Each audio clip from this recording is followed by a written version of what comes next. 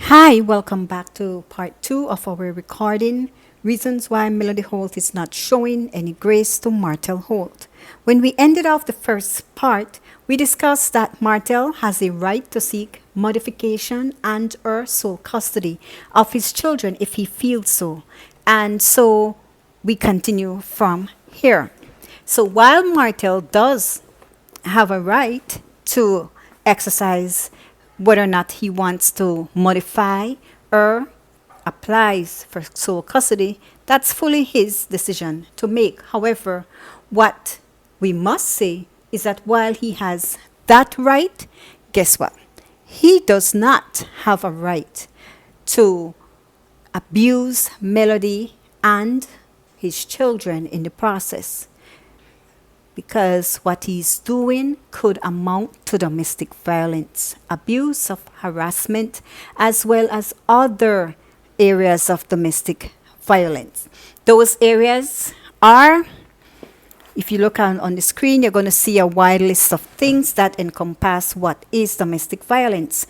We have domestic violence in the third degree if the person commits the crime of assault in the third degree.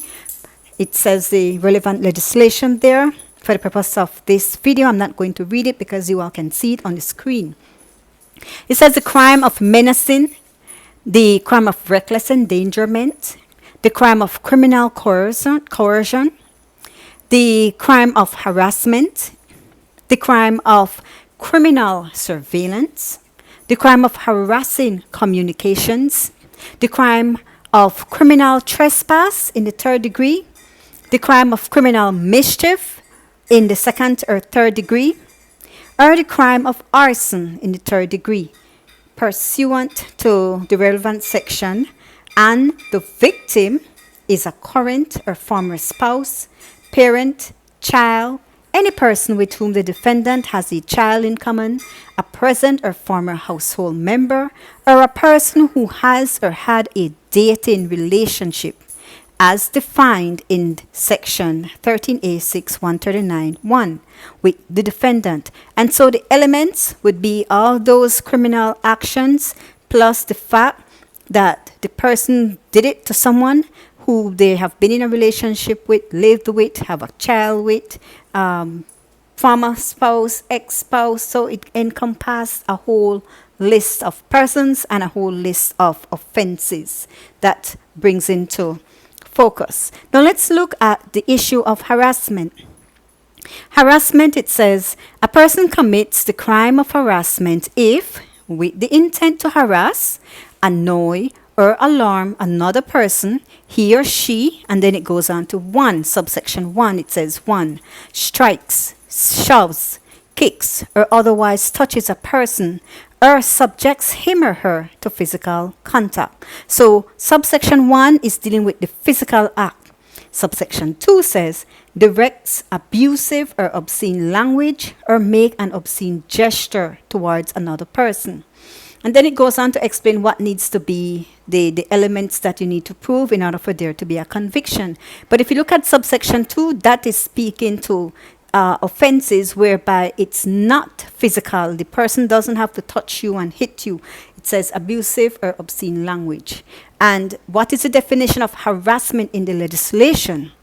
In the legislation, it defines harassment as it says, harassment shall include a threat, verbal or nonverbal, made with the intent to carry out the threat that would cause a reasonable person who is the target of the threat to fear for his or her safety. And so, people, we have been following the whole saga with Mel and Martel, and so you all could look at that and take what you may of it and draw whatever conclusions. We're not here to say definitively what is transpiring, what Martel has done or is doing, but we've seen the post Melody put out where she talked about revenge porn. Perhaps that is a threat. We don't know. We're not there. However, if you put it in context of what was happening at the time when she put out that post, then the assumption to be drawn is that it came from her ex. But that we do not know. What I find interesting, though, is the fact that in his live on Instagram, Martel said he does not want custody. Yet, according to Melody, they are before the court because he wants sole custody. I know there's a typographical error there where I have WANS, it should have been WANTS.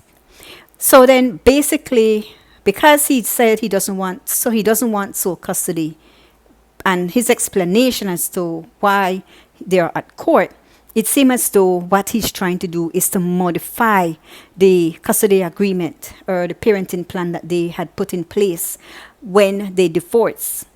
Perhaps it was an oversight on Martel's team that they never thought to put in a right of first refusal in their parenting plan agreement, which would have been something that most people would put in from the onset to kind of determine going forward when you have the kids in terms of the issue of babysitter. However, it could be innocently they thought they wouldn't have been any issues, and so when Martel brought his application or his motion, basically he's saying there was a change in circumstances. So the question is, or the issue then becomes whether or not that change in circumstances amounts to what the courts looked at to be a material change or a substantial change to warrant some type of variation. I think him saying publicly he doesn't want sole custody then kind of negates the fact as to his application or his motion that he has before the court. If it is indeed that he's seeking sole custody, then basically he's telling us, you know what, I don't lie to the court. I don't want sole custody, but I just want Melody work with me. I just want Melody do what I want her to do, or I want her to agree to no males watching our kids. I want her to agree to we decide on the 2 or 3 babysitters we have for our children. Then in essence, what he is saying is that his application, if there is an application for sole custody, amounts to a fib to the court. Again, that is my opinion. So for those of you who may be asking, what is a right of first refusal? And for me, when I did the research, I was surprised to know that there is such a thing. It happens, and it's a clause that you put in your parenting plan agreement, your custody agreement, that is applicable in several states, and Alabama being one of those states. So that right of first refusal is a clause which allows for parents, in this case Martel and Holt, to spend, well, Martel in this case, to spend more time with the children and take care of them when the other parent is not able to do so due to prior work schedules, daily life situations, or just an emergency. The trick with that, though, is that the time frame of when you implement the right of first refusal would be outside of what would have been that particular parent's, in this case Martel's, normal visitation with the children, his normal schedule, so his 1 week. So it will be during Mel's time with the children. If she has some emergency, some errand she needs to run, then guess what? She needs to call her good old ex first and find out from him whether or not he can take the children. It says here, unless there is a clause in the custody agreement or the parenting plan that says Martel will have the right of first refusal, then Melody will have to contact him first and foremost to find out whether or not he is available, and that will be barring or before she calling any babysitter, before she calls any babysitter, before she contact her mother to watch the kids, any step parent. But then, there is no step parents in this case on her side, grandparents or in-law. She has to contact him first. And also, let's say she's going on a date or going to run an errand or has some medical emergency, doesn't matter how short or how long, Melody has to contact Martel first. So it means that if she forgot to buy her a seasoning and she needs to run out to the supermarket quickly, and she don't want to take the children with her, she has to contact Martel first before anyone else.